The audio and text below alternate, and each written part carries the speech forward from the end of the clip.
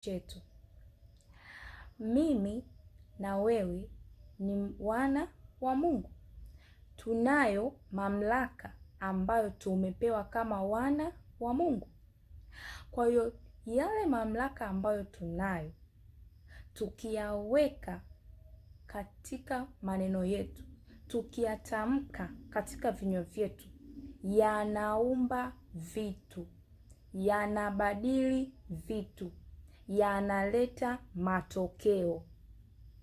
Sasa tunatakiwa tujizoeze kutumia haya mamlaka yetu kupitia maneno ya vinywa vyetu.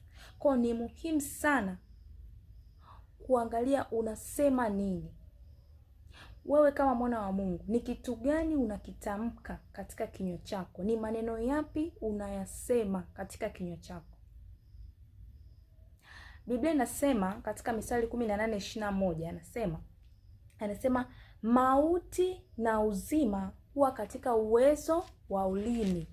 Anasema na wao waupendao watakula matunda yake. Kwa mauti na uzima yapo katika nini? Uweza wa ulimi. Kwa na hao waupendao, sasa hao wanapenda nini? Anasema watafanyaje? Watakula matunda yake. Kwa hayo matunda yanaweza kawa ya uzima au yakawa ya mauti. Yanategemea na nini unasema. Wewe ni mwana wa Mungu.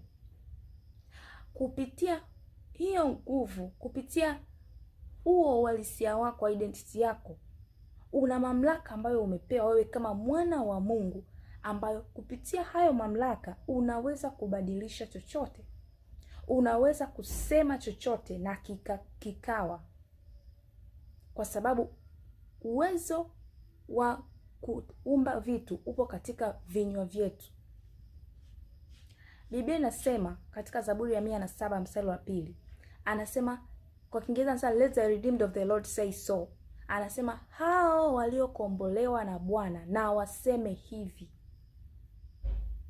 Kwa hiyo unatakiwa kusema chochote kile kitu unachokiona akipo sawa, na unajua hii ni haki yangu katika Kristo. Hii ni haki yangu. Speak so.